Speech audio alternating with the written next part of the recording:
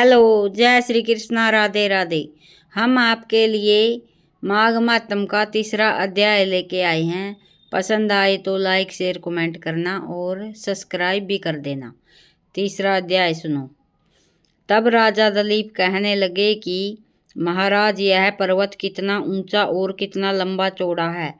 तब वशिष्ठ जी कहने लगे कि 36 योजन मतलब 1 योजन 4 कोस का होता है। ऊंचा ऊपर चोटी में 10 योजन चौड़ा और नीचे 16 योजन चौड़ा है, जो हरी चंदन, आम, मदार, देवदार और अर्जुन के वृक्षों से सुशोभित है।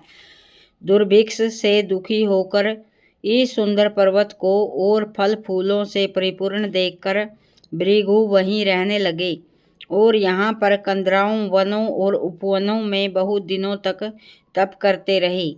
इस प्रकार जब भृगु ऋषि वहाँ पर अपने आश्रम पर रह रहे थे तो एक विद्याधर अपनी पत्नी सहित उतरा। वह अत्यंत दुखी थे। उन्होंने भृगु ऋषि को प्रणाम किया और ऋषि ने बड़े मीठे स्वर में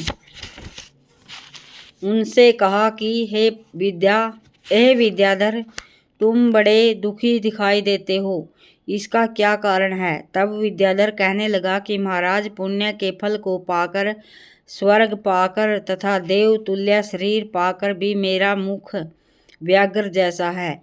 यही कारण मेरे दुख और अशांति का है। न जाने किस पाप का फल है। मेरे चित्त की व्याकुलता का दूसरा कारण भी सुनिए। यह मेरी पत्नी अति रूपवती, मीठा वचन बोलने वाली, नाचने और गाने की कला में अति प्रवीण, शुद्ध चित्त वाली, 7 सुरों वाली, वीणा को बजाने वाली, जिसने अपने कंठ से गाकर नारद जी को प्रसन्न किया, नाना स्वरों के नाद से वीणा बजाकर कुबेर को प्रसन्न किया और अनेक प्रकार के नाच ताल से शिवजी महाराज भी अति प्रसन्न हो और रोमांचित हुए। शील, उदारता, रूप तथा यौवन में स्वर्ण की कोई अप्सरा भी स्वर्ग की कोई अप्सरा भी इस जैसी नहीं है। कहाँ ऐसी चंद्रमुख वाली स्त्री और कहाँ मैं, व्याघ्र मुख वाला। यही चिंता सदैव मेरे हृदय को जलाती है। विद्याधर के ऐसे वचन सुनकर तीनों लोकों की भूत, भविष्यत और वर्तमान की बात जानने वाले तथा दिव्य दृष्टि वाले ऋषि कहने लगे कि हे विद्याधर, कर्म के विचित्र फलों को प्राप्त होकर ज्ञानी पुरुष भी मोह को प्राप्त हो जाते हैं। मक्खी के पैर जितना विष भी प्राण लेने वाला हो जाता है। छोटे छोटे पापों का फल भी अत्यंत दुखदायी होता है। तुमने माघ मास की एकादशी का व्रत करके द्वादशी न आने तक शरीर में तेल लगाया, इसी पाप कर्म से व्याघ्र हुए। एकादशी के दिन उपवास करके द्वादशी को तेल लगाने से राजा पुरूरवा ने भी कुरूप शरीर पाया था। तब वह अपने कुरूप शरीर को देखकर दुखी होकर हिमालय पर्वत पर देव सरोवर के किनारे पर गया।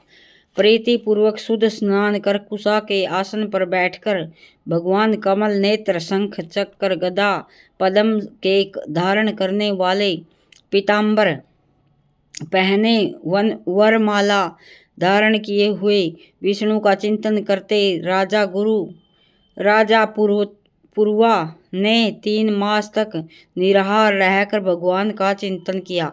इस प्रकार 7 जन्मों में प्रसन्न होने वाले भगवान राजा के 3 महीने के तप से ही अति प्रसन्न हो गए और माघ की शुक्ल पक्ष की एकादशी को प्रसन्न होकर भगवान ने अपने शंख के जल से राजा को पवित्र किया। भगवान ने उनके तेल लगाने की बात याद दिलाकर सुंदर देवताओं का स्वरूप दिया, जिसको देखकर उर्वशी भी उसको चाहने लगी और राजा कृत्य होकर अपने पुरी को चला गया।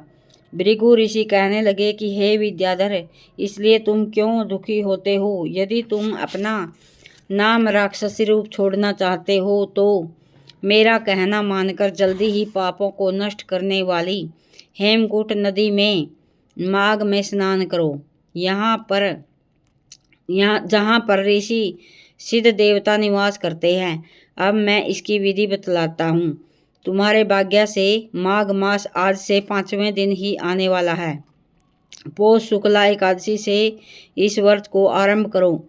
भूमि में सोना जितेंद्रिय रहकर दिन में 3 समय स्नान करके महीना भर निराहार रहो। सभी भोगों को त्याग कर तीनों समय भगवान विष्णु का पूजन करो। जब तुम द्वादशी को शिवजी स्तोत्र और मंत्रों से पूजन करोगे तो तुम्हारा मुख देखकर सभी चकित हो जाएंगे और तुम अपनी पत्नी के साथ सुखपूर्वक क्रीड़ा करोगे। माघ मास के प्रभाव को जानकर सदा माघ में स्नान करो। पाप और दरिद्रता से बचने के लिए मनुष्य को सदा यत्न से माघ मास का स्नान करना चाहिए। स्नान करने वाला इस लोक तथा परलोक में सदा सुख पाता है। वशिष्ठ जी कहते हैं कि हे दलीप, भृगु जी के यह वचन सुनकर वह विद्याधर अपनी स्त्री सहित उसी स्थान पर पर्वत के झरने में माघ मास का स्नान करता रहा और उसके प्रभाव से उसका मुख देव समान हो गया और वह मणिग्रीव पर्वत पर आनंद से रहने लगे।